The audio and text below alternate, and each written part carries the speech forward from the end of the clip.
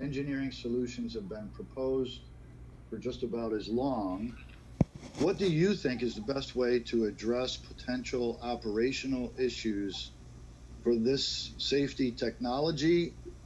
And if you can hold that thought, um, and there was asked if you would be willing to serve or recommend someone you know to serve on a committee to be established, a committee on underride protection. So this was a question that was aimed at this specific panel earlier on. Can you guys speak to this? I'd be happy to speak very broadly, Steve.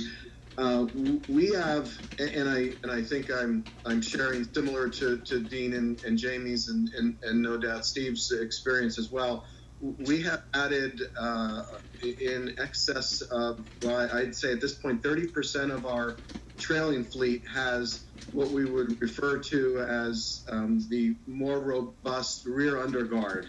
And what that allows for is even a 30% impact of that rear underguard means that it'll prevent the vehicle striking the trailer from the rear from going underneath the trailer and getting into the TAMs where very serious injury can occur. So again, this is what we have added now that it's become available by the trailer OEMs to our equipment to help the motoring public around us be safer. So even as we heard in the opening panel about vehicles where drivers are distracted or running into the rear of our trailers, we're attempting to design our equipment so that we can still reduce the potential for underride.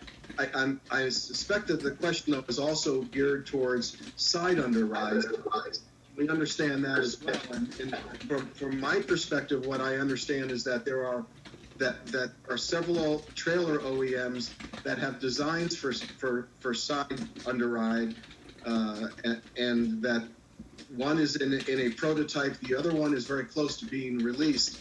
But I think it's going to require testing, because when you have something of that nature and that size on the trailer, it's in excess of 500, maybe 600 pounds additional to the trailer. And I think there's still going to be a lot of questions about, while it will enhance road safety, will it create issues for the trailer, like going over railroad crossings and things of that nature. So testing would need to be done. All right, thank you. That's great. That's my perspective.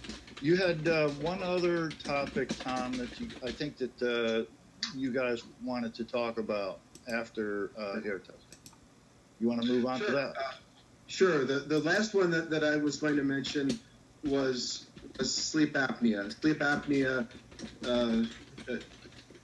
testing and treating. And again, another one that is widely known to the industry, and certainly one that there are quantifiable results, and I think one that everyone on this panel would be able to speak to and relate to.